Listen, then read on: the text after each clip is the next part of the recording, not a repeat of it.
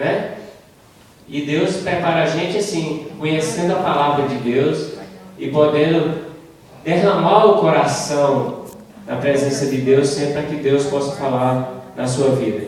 Então hoje, como Deus provê todas as coisas e me livrou dessa, Ele trouxe o Danjo para falar para vocês. Então o Danjo hoje tem a palavra do Senhor. Amém? Amém. Então vamos ficar em pé para ler a palavra do Senhor novamente. É em reverência a palavra, porque a palavra de Deus é poderosa. Amém? Amém. Hoje, ainda bem que hoje nós temos bastante tempo, e o Danjo tem bastante tempo para falar, e hoje todo mundo fica bem ligado, porque não vai ter desculpa amanhã de dizer que não ouviu a palavra de Deus. Antes, porém, de lermos a palavra, gostaria de orar com os irmãos. E é interessante porque, sem a dependência do Senhor, vamos agir com as nossas próprias forças, né?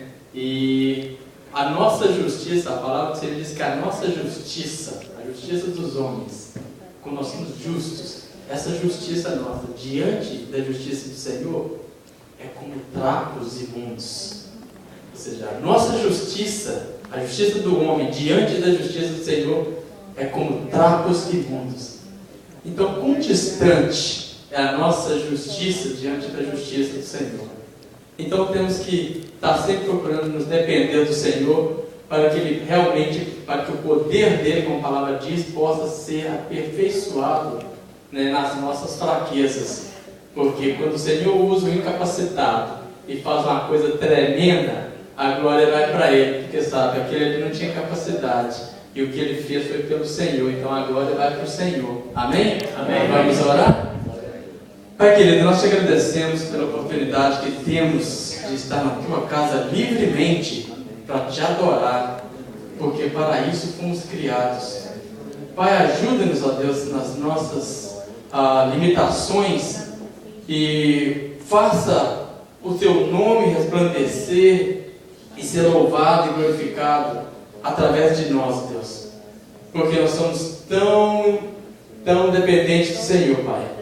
E como a Tua palavra diz, sem Ti nós nada podemos fazer e nada somos. Por isso dependemos do Senhor e Te pedimos a Tua unção nesta noite. Que o Senhor esteja falando a este povo aqui e não permita, Senhor, de forma alguma que eu venha falar nenhuma palavra de mim mesmo, Pai. Porque esse povo está aqui para ouvir a Tua voz. Ó Pai, que eles possam entender que é o Senhor que está falando com eles, e que eles possam levar para casa, Senhor, o recado do Senhor para cada um aqui, ó Deus, e não esquecer e aplicar, porque a Tua palavra não volta em vão, Senhor. Por isso te pedimos a Tua unção aqui nessa noite, e que o Senhor esteja preparando os corações, abrindo, amolecendo, para receber a Tua santa palavra. No nome de Jesus nós oramos. Amém. Podem sentar, irmãos. Nós vamos usar várias passagens bíblicas hoje, porque o tema da mensagem dessa noite é um tema muito comum na Bíblia, né? Que é o arrependimento. E nós vamos falar aqui nessa noite sobre a necessidade do arrependimento, porque o arrependimento é uma necessidade. Não é simplesmente opcional. Eu posso precisar de arrependimento, eu posso não precisar de arrependimento. Ou seja, o arrependimento é uma necessidade. E nós vamos ver qual que é a importância, né, do arrependimento na vida do ser humano.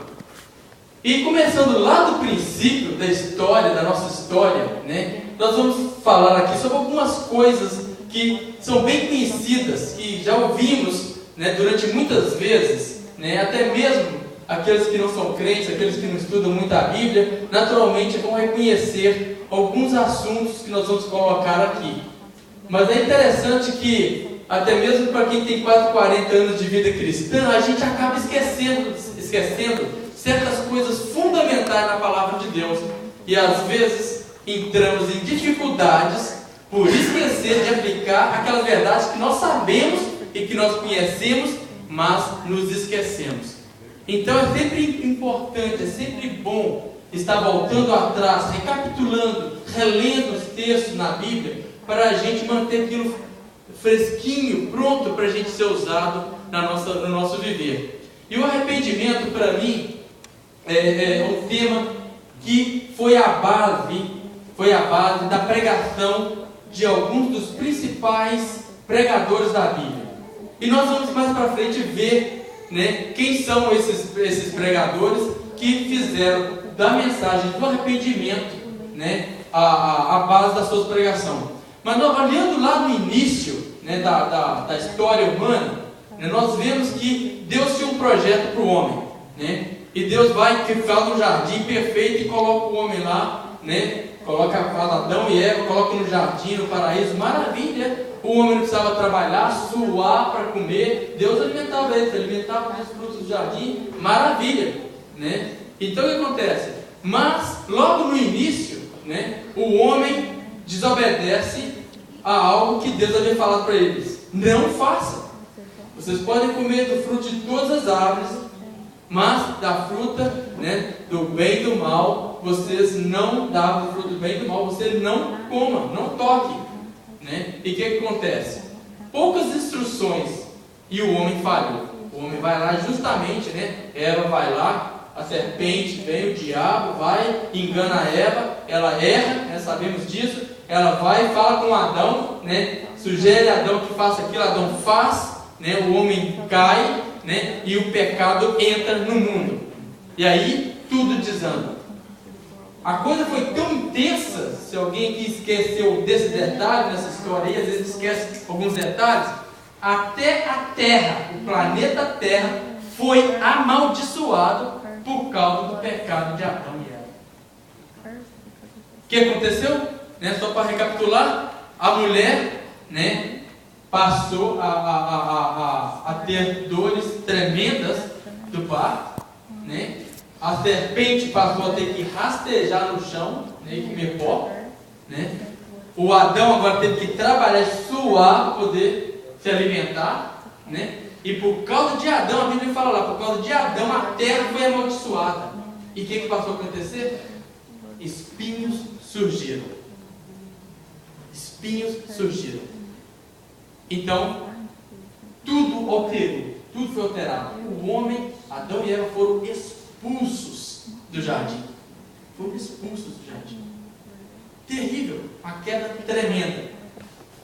E isso, já de antemão, nos faz saber, nos alerta que Deus não brinca com a verdade que Ele fala, com a palavra dEle. O que Ele fala que vai fazer, Ele faz. O que é verdade, Ele garante que é verdade e que vai acontecer. O que fala que vai acontecer, acontece.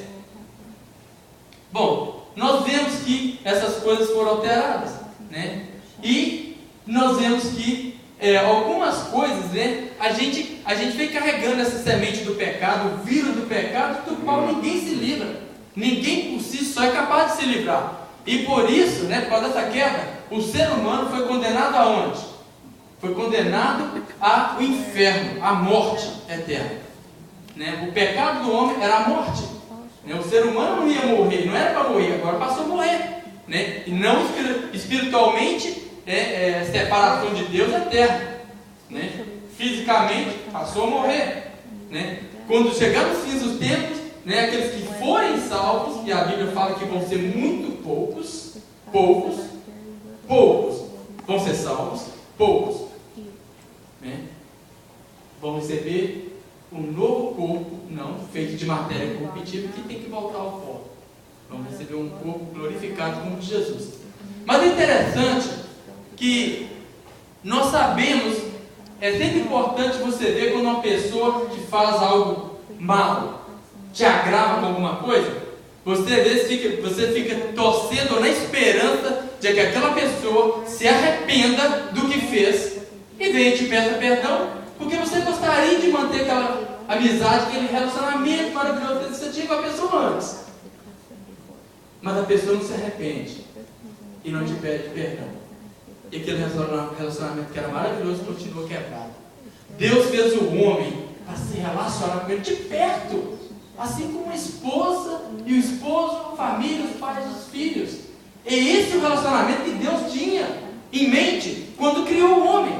E o que acontece agora? O homem afastado da presença